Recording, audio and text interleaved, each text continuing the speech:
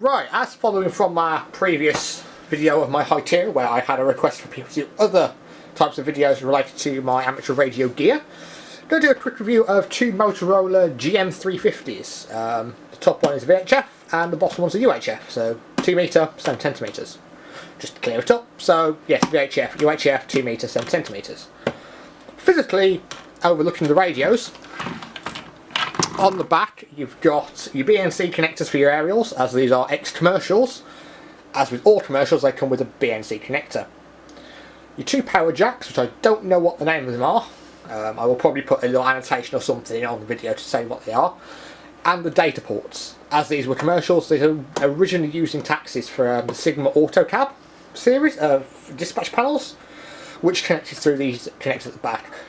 On the bottom one, as it doesn't have an inbuilt speaker, because it broke, I am using a Motorola desk tray, which is what this cable here goes for, and that's simply plugged in at the back.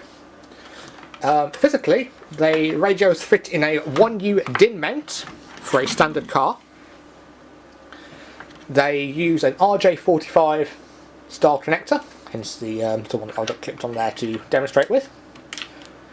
And they come with a overhead mount normally designed for mounting to the roof of a vehicle, i.e. bus, tractor. Motorola also sell a DIN mount kit for both of these radios. In fact, they are the same radio in the same form factor. One's just got a screen, one hasn't. So that's the 127 channel? 127 channel one, I think. That is the 4 channel, shown with the 4 buttons and the 1, 2, A and B. They don't support any form of signalling, such as 5-tone, 2-tone MDC, which is what you would expect from a low-end commercial radio. When these came out, I believe it was 1990, late 90s, early 2000s, so quite old. They can both push 25 watts of power. They are set to 10 watts as to comply with my license conditions as an M6. And other than that, they work brilliantly. To the side of it are the 2 power supplies, both Motorola, and I've got the 2 aerial connectors, as you can see illustrated at the side. Okay, so I've now got both these now wired up to the 2 power supplies as shown at the side here. They're both Motorola's, using one that's been modified to use a battery terminal as its output, one's using the Motorola radio connector. So we'll power these both up. I excuse your ears for the painfully loud beeps you're going to hear. That was really anticlimactic.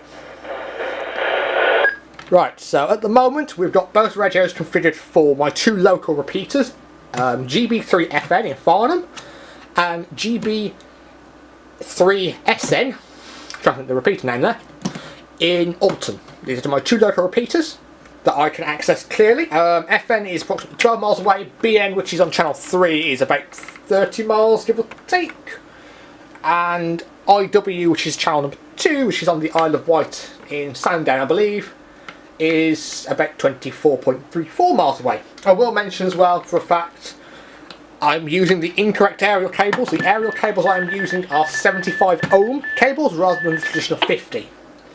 On the other side of my room, they are going into a BNC coupler into 50 ohm cables to the aerials on the roof.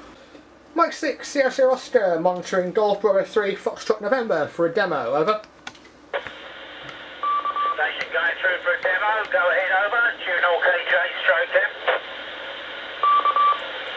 Mike 6, Sierra Oscar, sorry I didn't catch your call sign there, over. No, I didn't catch yours either. Sorry about that. I think it's a Mike 6, but I'm not absolutely certain. Name is spelled Papa Hotel India Lima, call sign is Golf number 1, L Lima, K Kilo, J Juliet, currently on the outskirts of Guildford, over. Mike 6 Sierra Oscar returned there. Yeah, it's M6 Sierra Oscar. I've got your call sign. I think it was Golf 1 Lima Kilo Juliet, over. Yes, that's an affirmative. Due and OKJ, good evening to you. Anyway, welcome to GB3 Fox November. M6 Sierra Oscar. This is Golf 1 Lima Kilo Juliet Mobile. So, just a quick question. How well am I coming in to FN? I'm up in 4 marks at the moment, and I've used the incorrect cable. I'm using 75 ohm cable, so I know I'm pushing 8 watts out of a transceiver at the moment, so I'm hoping I'm listening okay. Over. Yes, it's not practical me to listen to the input because I'd have to move the switch on the transceiver. But you're going all right through the output, no problem at all. So and if you're at 4 marks, you're fairly high up, and must be almost line of sight towards Fox November, I would think, from there. Of course, you've also got GB3 Sierra November on 2 metres from that location as well, of course. G1LKJ stroke M. Mike 6, yes, I'll return there. SN's actually about a 5-minute walk from where I live, and I can get into that on a 0.5 watt ICOM handheld actually, so I know that one's okay. I'm not sure how well I get into SN, so I've had mixed reports off people on the inputs before, so but thanks for the report back there, and I'll talk to you later. 73, over. Yes, okay, catch you again sometime. Mike 6 Sierra Sierra Oscar G1LKJ stroke M, back to standby. So that is a example of the audio quality there. See, I was gaining clear enough that you can understand me on the output. Let's just change it out to a blank channel. So that's quite well. I'm going to credit G1... Is it LKJ? G1 LKJ, I think it was. For that, and that was brilliant. I'm going to see who's on SN at the moment. Realistically, I'm not expecting anyone to be on SN. But I'll give it a shot. So I'll just get that radio set up quickly and change all my connectors over, and we'll give it a shot. Right, so we're now going to move out to the desk mic, which I'm going to hold in my hand for the purpose of this video because I can't get it to the desk, and see if anyone's around on GB3 Sierra November, which is my local 2-meter repeater.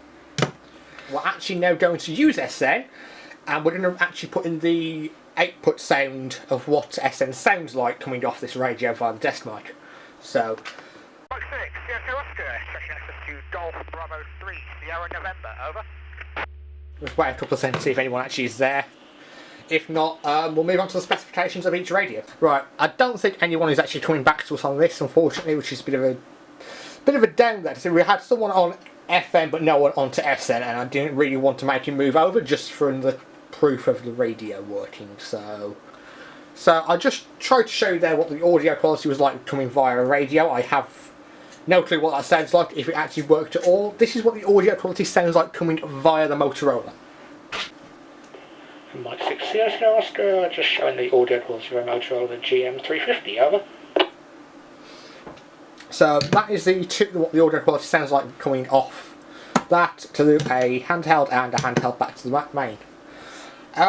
Just to finalise this, I'm just going to run some quick specs of what the Motorola GM350 specs are.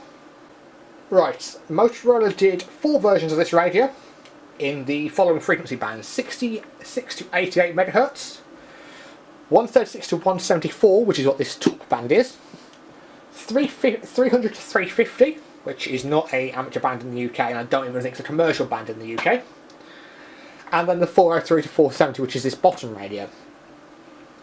The tuning steps for it are 12.5 kHz, 20 kHz, and 25 kHz. It is a FM transmitter with an RF output between programmable configuration stages of 1 to 25. There is a 50 ohm BNC connector on the back. It requires between 10.8 to 15.6 volts direct current. The weight of it is 1.7 kilos. It was made between 1990 and 2000. And depending on which radio it is, you've got the 128 channel, which is the top radio, and the 4 channel. The main usage of these radios was for commercial and land mobile communications. The series is the GM350, although as this bottom one clearly points out, is also a Radius GM350. And they had a option of their features. The option features that you could have with the radio were CTCSS, Continual Tone Coded Storage System, /PL, which is Motorola's name for that, is private line, and digital coded squelch. There is a scrambler option, which is an optional feature on both these radios. And then it came in 2 configurations, which are both shown here, which is the 4 channel and the 128 channel. The rough price when these were released were around about £100 to £250, brand new for a radio in this configuration. Compare that to the Moto Turbo series these days, that looks cheap. Power supplies are both Motorola's. They output a nice constant current of 10 amps at 1 minute or 2 amps for 10 minutes in pulling. And trans output, I believe it's 15 or 12 volts, it's somewhere around there. It's enough to keep these powered happily.